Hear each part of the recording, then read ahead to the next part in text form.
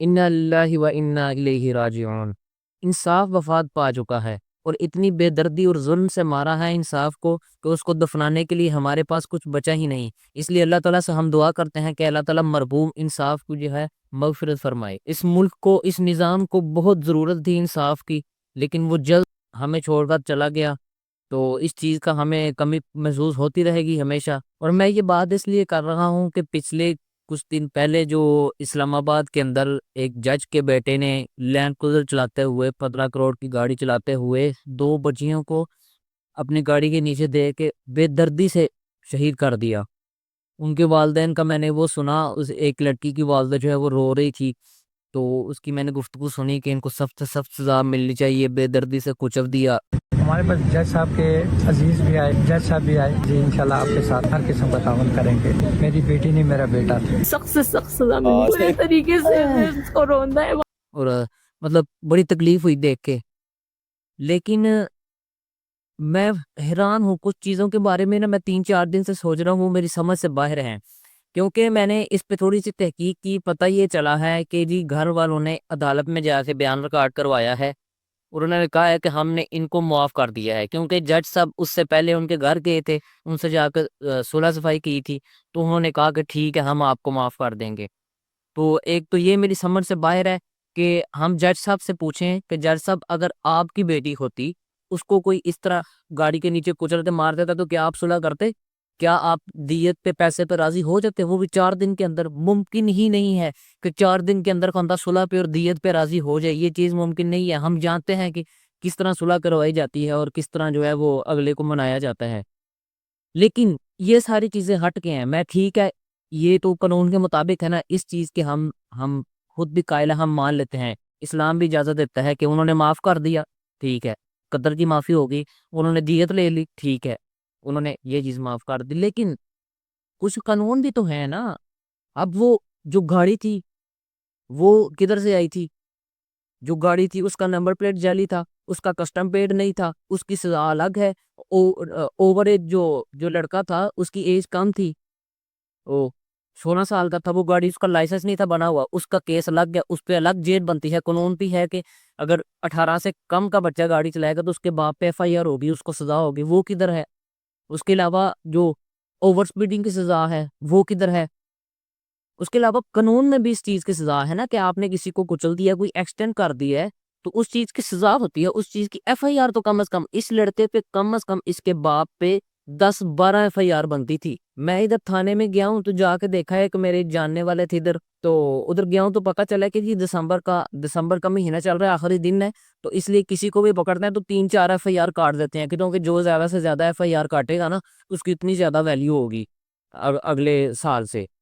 تو میں بڑا حیران کہ اتنی زیادہ FIR کاٹی جاتی ہیں، اور یہاں پہ جس بندے پہ سچی میں FIR بنتی ہیں، ہر چیز کی FIR بنتی ہے، ہر غلطی کی FIR بنتی ہے، ایک بھی نہیں کاٹی، وہ بندہ ایک دن جیل میں نہیں رہا۔ 2 قتل کرنے کے بعد ایک دن بندہ جیل میں نہ جائے اور بندہ کہے کہ انصاف ہے، لعنت ہے ایسے انصاف پہ۔ پتہ نہیں کون سا جج ہے کہ جس نے یہ فیصلہ کیا ہے کہ اس بندے کو رہا کر دو ضمانت پہ۔ کیسے رہا کر سکتے ہو؟ تو کسی صورت یہ فیصلہ ٹھیک نہیں ہے۔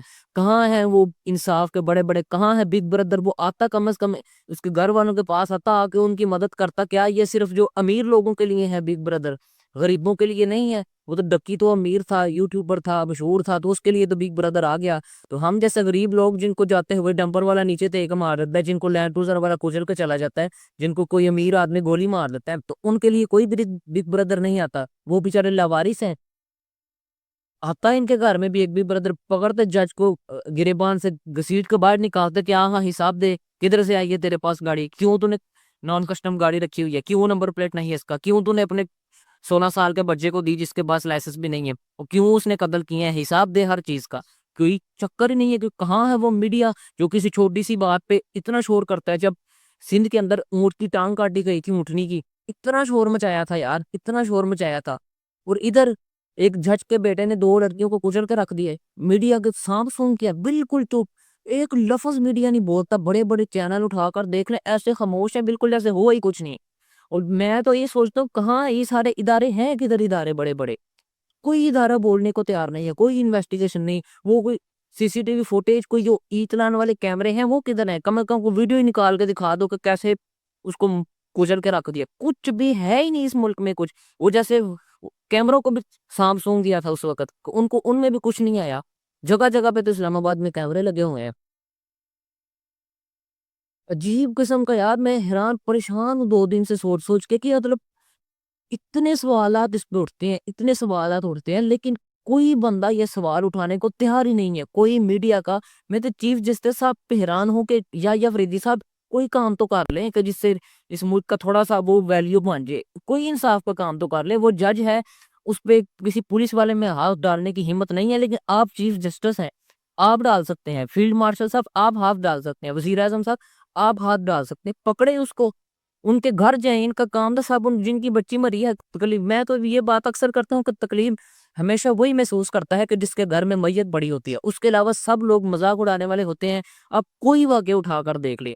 آپ اسلام آباد میں جب لوگوں کو مارا گیا اٹھا کر دیکھ لیں, آدھے لوگ مذاق اڑانے والے تھے کیونکہ ان کے گھر میں میت نہیں تھی. آپ مریکے میں جو ہو اٹھا کر دیکھ لیں, آدھے لوگ مذاق اڑانے والے تھے کیونکہ ان کے گھر میں میت نہیں تھی. آپ کوئی واقعہ اٹھا کر دیکھ رہے ہیں, لوگ وہ بیچارہ بچہ جو ادھر گٹر میں گر کے مر گیا, اس کے جو میئر ہے جو کراچی کا, وہ آگے کیا کہہ رہا ہے کہ جی اگر رونے سے ماں باپ کا مسئلہ حل ہوتا ہے, بچہ واپس آتا ہے تو رو لے. یہ کام ہے آپ لوگوں کے کرنے کے.